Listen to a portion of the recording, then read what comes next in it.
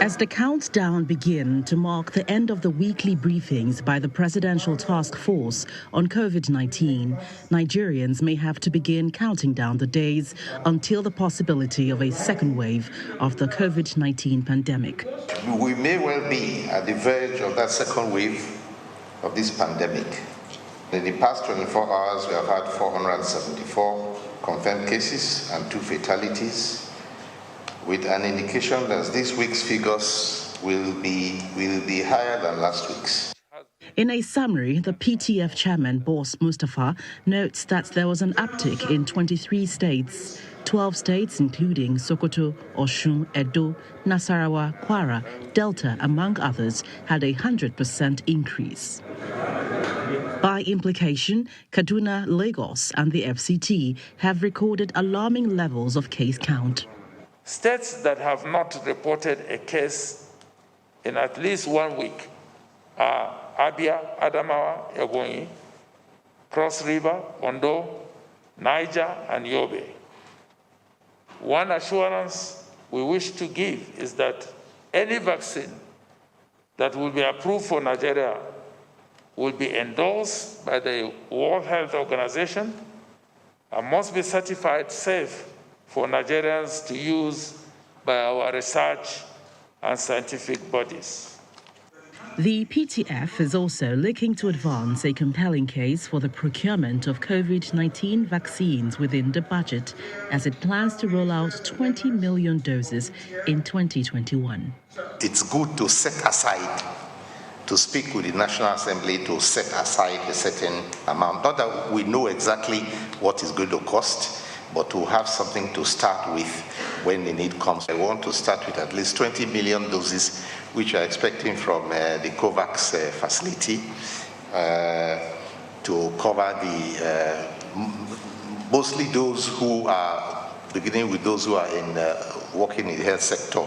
As the task force further raised deep concerns over the flouting of COVID-19 protocols by religious organizations, describing their activities as a sabotage, they have promised to significantly scale up enforcement.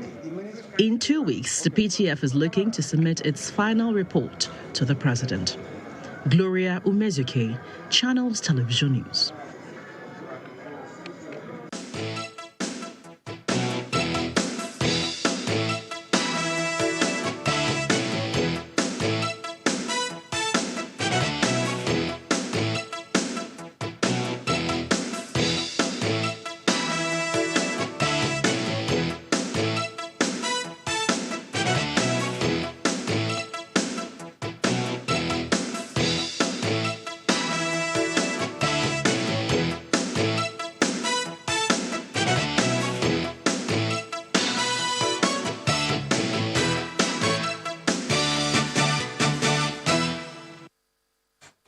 Dr. Alera Roberts joins us this morning to take the conversation forward. She is consultant public health physician and senior lecturer, College of Medicine at the University of Lagos. Thank you so much for joining us this morning, Doctor.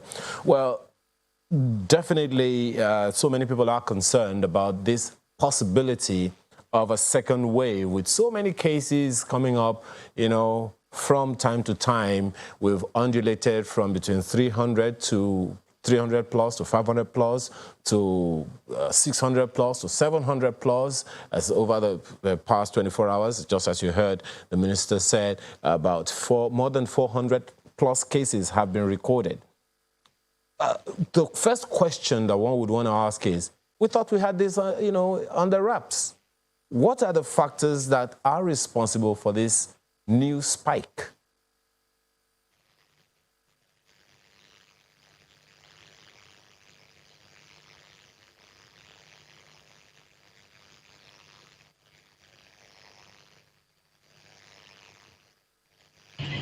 I'm sorry. Thank you so much for having me. We can't quite. Yes, I think I've got it now. The truth of the matter is we never really had it under wraps. We had a lot of grace and mercy and favor from on high, but we never really had it under wraps in the sense that we knew that if there was an overwhelming number of cases, we still would not have the facilities to cope.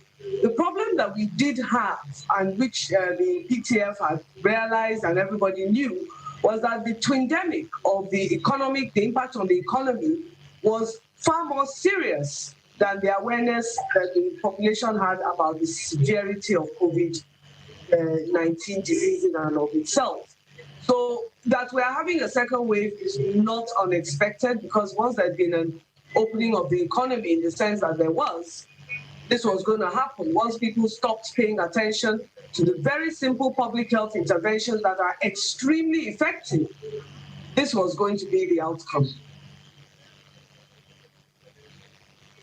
So this is where we are now, Doctor, and with these rising cases and the low compliance to the safety protocols and major events happening all over the place, what do we do now? It's very simple. It's really very simple. We all have to take collective responsibility for our behavior. We cannot afford to go into crowded indoor spaces without wearing masks. We can't afford, there are times where you must attend a particular event and, a favorite cousin is getting married, sister, brother. We can afford to do this in much smaller numbers. We can afford to do this by not exposing ourselves extensively for hours on end in a closed and indoor environment where we're not wearing masks. If at all we don't have to be there, please don't go. You go out in public, wear a mask. It's a very simple thing. Everywhere I go nowadays, everybody knows as I walk in there, my mask will remain on. It is not comfortable, but I've just learned to endure. Because in doing so, I'm not only keeping myself alive, I'm keeping others alive. Hand washing. I'm so glad that there are so many hand washing stations. But I think what really makes me laugh is when you come into an establishment that says no mask, no entry. And as soon as you cross the doorway, you can remove your mask. Even the security people who are supposed to be there maintaining the mask culture have the mask under their chin or exposing their nose. And this is a problem.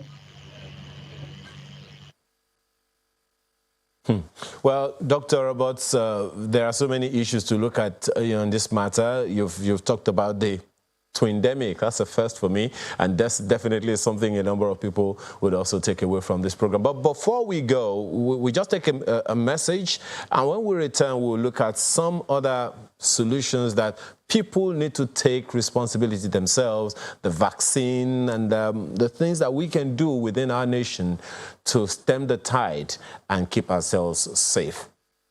Please join us again.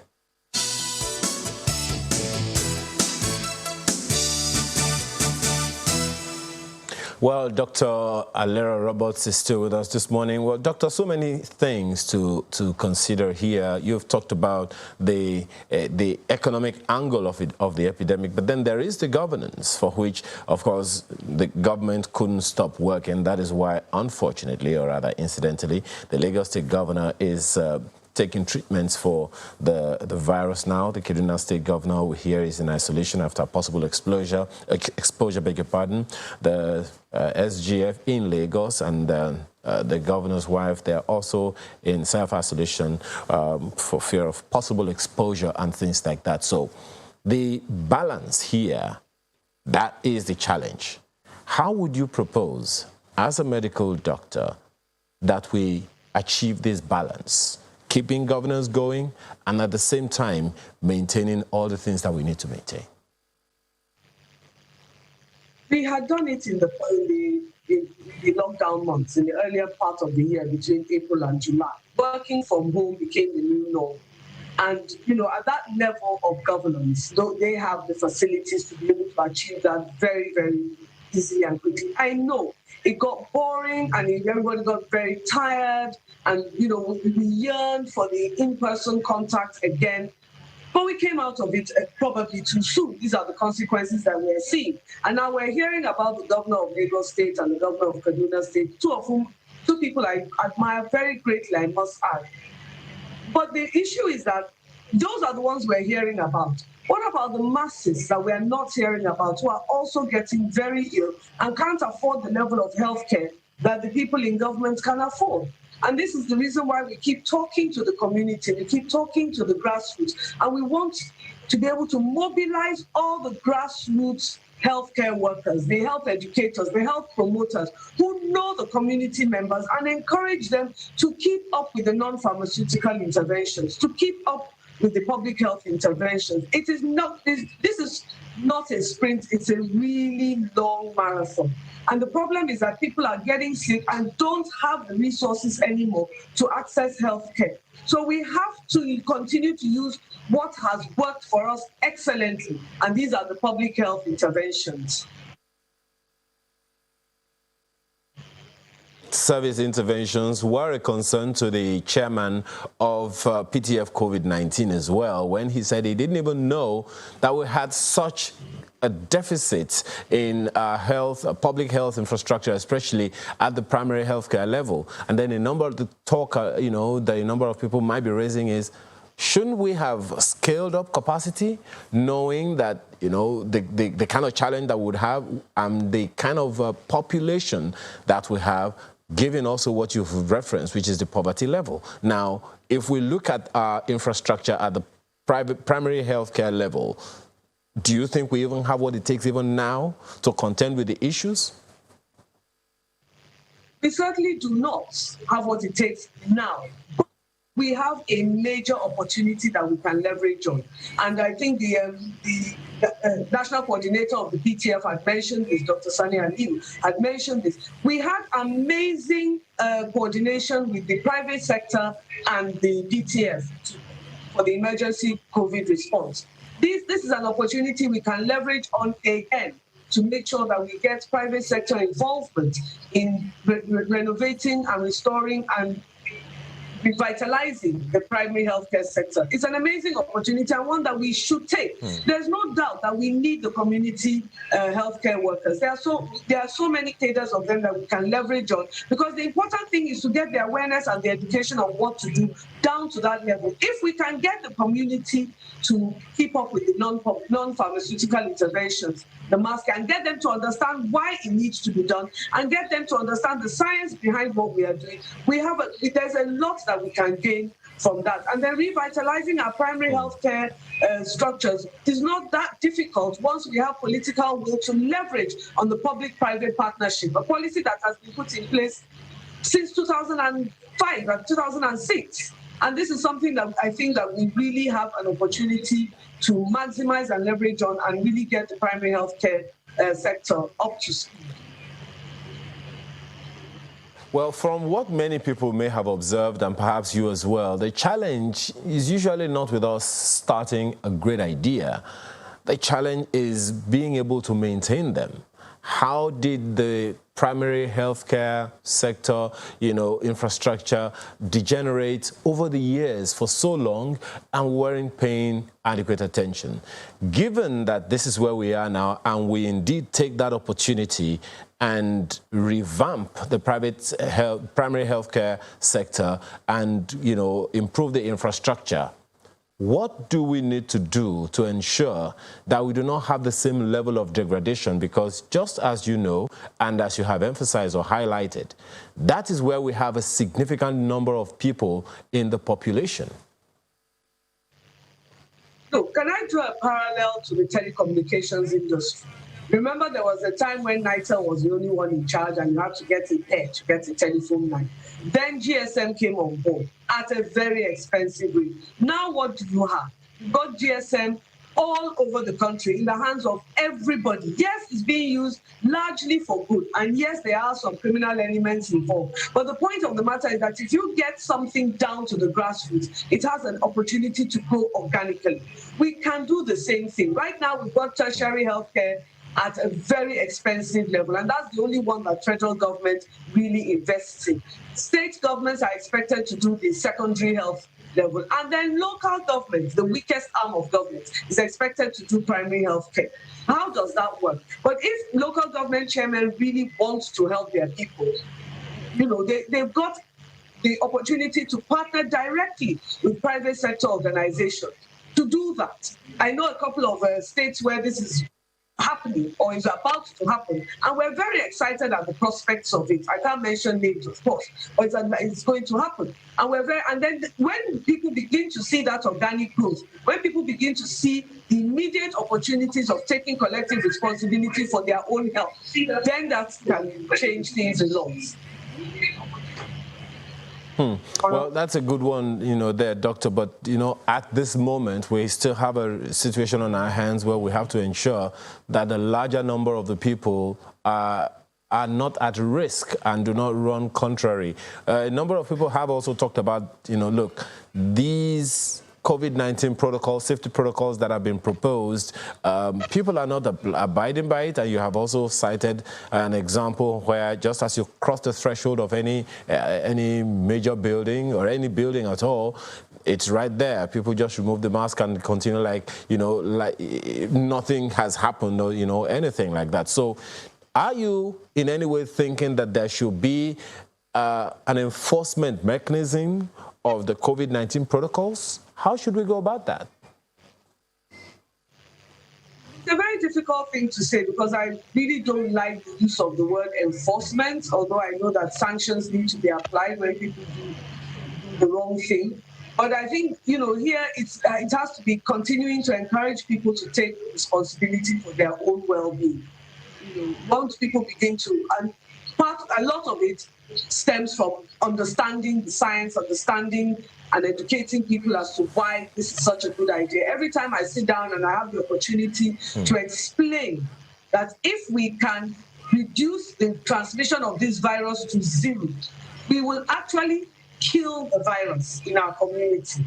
And it's only a period of time. If we can only all accept to do the right thing for 100 days, 90 to 100 days, we can actually break the transmission of the virus. And that is of much greater use to us than anything else that is being proposed.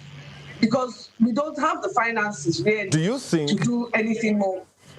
Yeah. Go ahead. My apologies. Do you think we have enough word out there, enough education, enough communication, not just information, not just throwing out information to people? Do you think we have significant communication, significant understanding of what we are dealing with out there for people? Do you think we have enough information or communication to the people? Clearly not. Clearly not. A community education and community engagement is not just one man wearing an N95 mask standing in front of a bank of microphones in the Federal Capital Territory, dishing out directives. You have to be able to sit down with community residents and get them understand where they are and use their level of understanding to build a basis, a structure of information and education that they can relate to. It takes time.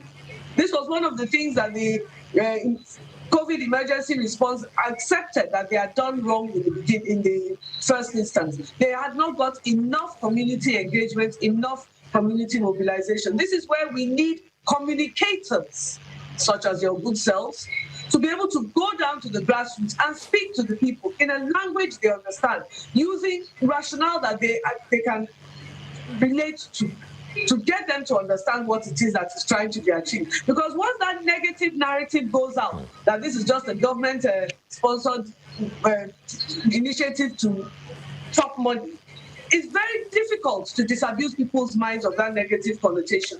And it takes time and effort and constant communication at their level to be able to disabuse their minds and replant the proper narrative. If you would recommend, Dr. Roberts, how should we be going about this? I mean, you've told us what to do, communicate with people in a way and manner that they can relate to and they can take ownership of. Who should be taking the lead? As you identified, the PTF the Presidential Task Force on COVID-19 is taking the lead in the interventions and all of that, and the NCDC is performing its role with its partners, all across the states. For the communication part, who should be doing what? I'm not trying to pick up my own constituency, but every local government area has a medical officer of health. In the medical officer of health team are health educators, health promoters, immunization officers, midwives, nurses, people whom the community know and trust. They need to be mobilized. They need to be incentivized, remunerated, empowered to go out and do this one. They need to be leading this charge, not a top-down approach. It needs to be a bottoms-up approach. Okay, well, that is taken. Thank you for that. But, going to the propositions that are out there about solutions and stuff like that, the vaccine that are being talked about. But before we get to that one, there's something else that came to my mind, and that's the issue of testing. Well, the protocol that we had, I don't know if there's been any change to it, is that if you notice that you have any symptoms, you make a call to the NCDC office or to a particular dedicated number, and then some people will come to your place to test you and all of that. And that is on the one hand. First of all, do you think that is still continuing? Do you think it is effective enough in picking up the people that could spread the disease? And on the other hand, are the people who themselves feel, maybe I should go for a test, but then they can't do that because, they have to pay some money. So if you can manage to respond to those. Well, the issue of testing is a very, very complex and emotive issue. And this is the problem that we are seeing. For all intents and purposes, the procedure which you described is still in place. Nobody has removed it or changed it in any way. You have symptoms, you feel ill, you call a number, they'll come and conduct a test for you. I know it's working in Lagos. I can't speak for the whole country. But what happens to the large majority of the population that don't feel any symptoms? Or worse still, they feel symptoms and they then figured out, if I call and they make this test, I can't go to work. I need to feed my family. What am I supposed to do? So they do not call. This is a major problem that we know that we've been facing from the beginning. People do not come out willingly to be tested. And why should they? Because if they are removed from being able to work, if they are stopped from being able to work, how do their children, their families eat? How do they survive? Because when we test people and they test positive, we do not have the wherewithal to support them in other ways while we isolate them or ask them to isolate themselves. So this testing issue is a very difficult one. But the important thing is still this. The issue is that people should not get infected at all.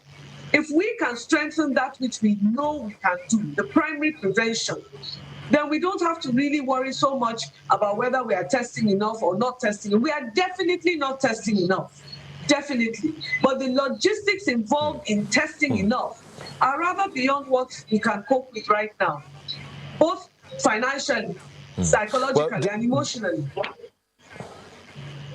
Yeah. Do you think, because, that's also another hypothesis, people could be throwing out there. Do you think that the passive attitude of people to it is because of the low mortality rate of the disease? Definitely. It is because of the low mortality rate of the disease that we are seeing in country. Remember, we've kept saying it, 50% of our population are age 19 and under. And they simply do not manifest disease. Whether mild, whether moderate, whether severe, they don't manifest disease. I happened to be speaking to a lady who was part of the team monitoring the spread of COVID-19 in boarding schools. She said when they went out to test, the students were positive, but there was not even a hint of disease amongst them. So the decision was taken, let them continue within the school bubble and continue their education. The danger was they had to stop the children going forwards and backwards, transmitting the infection to other more vulnerable people. So within that setting, you find that the young people do get infected, but don't manifest the disease. With that kind of attitude and awareness, suddenly the children are thinking, oh, what's the big deal? COVID, nothing. And this is the problem. Then those who are vulnerable get infected, and then we see what we are seeing. And that is the danger, because the people who are important to this country, whether we like it or not, are the people who are above 19, the older people, the people in the workspace, the people who are holding down positions of influence and power that matter to the economic development of this nation. they are the ones who are now vulnerable, and we have to make sure that we can prevent them from getting infected and getting ill. And that major thing about the prevention, as far as you're concerned, is to ensure that everyone understands what we are dealing with and takes responsibility. But then there is also the talk about the vaccine and when we're going to get it in Nigeria, how soon before we get it, the protocols, the processes, and all of that. Well, it would seem like you have one or two things to say about that one. But one of the things that a number of people are wondering is, are we hopeful? Is it for you, is it something to be hopeful about? There's definitely hope. Let me start with that. We are part of the Global Alliance for Vaccines and Immunizations. We are strong members of the AU, the WHO. There have been talk about making sure the vaccine is equitably distributed amongst low and middle-income countries as well as high-income countries. But so in that regard, there is a lot of hope. Nobody is going to say, oh, it's only for those who can afford it. However, and this is where I shook my head, it is the logistics of distribution that we don't have. I mean, this is a vaccine that requires, even the most robust of the vaccine still requires a minus 10 degrees centigrade storage, and is only viable for a few hours after it's removed from that. How do we get the vaccine out of the refrigerated aeroplane to all the distribution points it needs to get to around the country and maintain its effectiveness by storing it at that minus 10? Then when it gets there, how do they store it? A country that is still battling our issues. Grid is breaking down. These are the problems. The security issues means that who is going to go out into the underserved areas to start giving this vaccine? So again, it's going to boil down to the vaccine can get to the airports, and then those who are privileged can also get to the airport and be vaccinated at the airport. Then what happens to the rest of the population? So it is still going to be the logistics management that is going to prove more difficult. We will get the vaccine. Definitely, if we want 20 million, 40 million doses, it will be made available to us by all fair means. After that, what do we do with it? Do we leave it on the tarmac, like happened with the MPI one time in the late 90s, and allow it to grow hot and become ineffective? That's what we need to be concentrating on. We will get the vaccine. Can we distribute it in a way that it remains effective? Let's answer that question first. Well, you will have to take the lead in helping us, at least have an understanding of what to do to answer that question. But we need to take a quick break for a few messages. And when we return, you will please answer that question for us. Do stay with us. Well, Dr. Roberts is still with us this morning. Well, before you go into the angle of that final solution that I talked about, there are people in isolation centers, yes. I mean, a good number of people have been, returned to their homes and to their families and all of that, hopefully all taking precautions. But there's also the concern there now that isolation centers have been idle. And as the Minister of Health mentioned, how fast should we be having a restart just in case? Well, I'm a public health physician, and I can't, deny that. And for me, isolation centers are like a knee-jerk reaction to a situation that should be handled, again, I would say it, and the best repetition, from the grassroots. Because you put people in isolation centers, that presupposes you have the number of healthcare workers that are required to keep those isolation centers going and all of that. So that's an emergency response to an acute situation. Now we're in for the long haul, and people who are not ill enough to require hospitalization still need to have access to care. And this is the area that I'm saying that revitalizing the primary healthcare sector becomes really important. Even being able to get information from the community about who is ill, where and when and whatnot is part of the primary healthcare responsibilities that we can leverage on to manage this. So we do need to have isolation centers up and running, but that to me is like putting a band-aid on a major chronic abscess.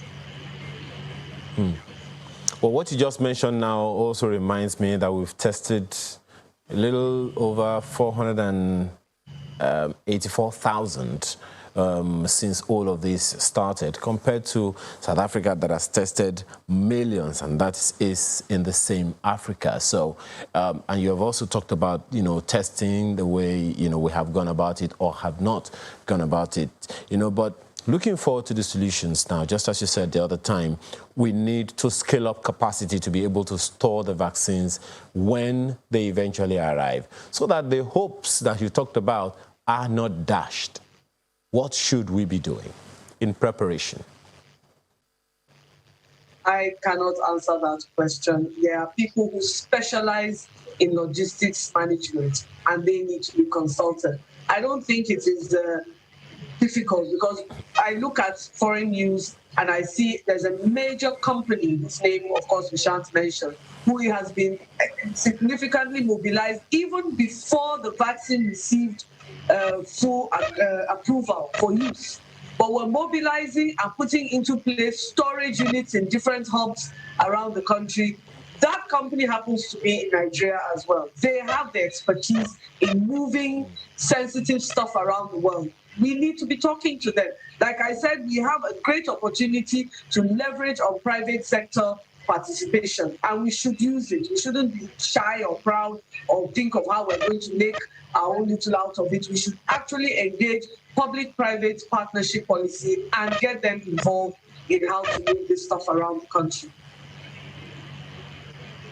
What would be your word to healthcare workers who themselves are vulnerable right now? I mean, even though it's a second wave, as it is clear in our eyes now, what would you be saying to those healthcare workers themselves? Please look after yourselves. We're in for the long haul. We are the front line. Look after yourselves. If you don't need to go into a crowded place, do not. When you go out in public, wear a mask. Make sure your sanitizer is in your pocket. Look after yourselves, because in looking after yourselves, you're looking after your family and you're looking after the nation. We are now few and far between, and we're really tired. So I beg you, all my co-workers, my colleagues, from the health educators and promoters up to the MDs and CMDs of hospitals, please look after yourselves. Wow. But a concern that comes to my mind right now, Dr. Roberts, is how insured, how protected are healthcare workers in the event of contact or vulnerability?